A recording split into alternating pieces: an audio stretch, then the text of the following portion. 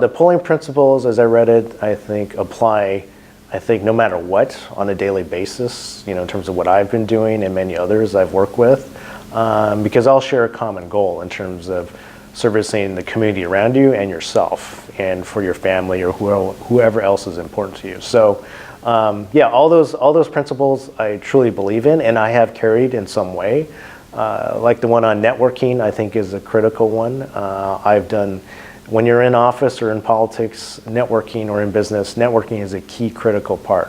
And how well you network and follow up with networking is a critical part. Nowadays, with technology and LinkedIn, many other social media, it makes it much easier to network, but you want to be substantive in terms of how you network with other folks, and especially corporate leaders and business leaders and governmental leaders. So that's something I've always carried personally, as I've always been very good at networking. Always introduce yourself, with a smile, and show some interest in whatever it is you want to talk about, and the follow-up, that is critical. And then when you're in DC, it is an interesting city. The fact that, and I think even this president obviously is seeing right now, that it takes a certain amount of finesse to navigate the many levers of Washington, D.C. It's the power center of literally the world in a lot of ways. So much policy and resources come out of it.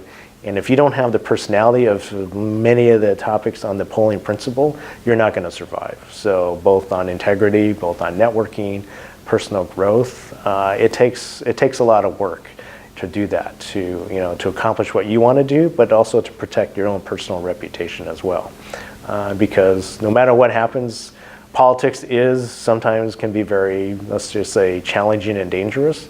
But nevertheless, people are there for the common good. But because there's so many competing interests, unless you have a guiding set of principles like the polling, then you can't walk out of that without knowing the work you've done was something meaningful. So, yes, on the polling, I have heard many other terms around the same thing, and they all share a common thing, I think, and I apply a lot of those on a daily basis.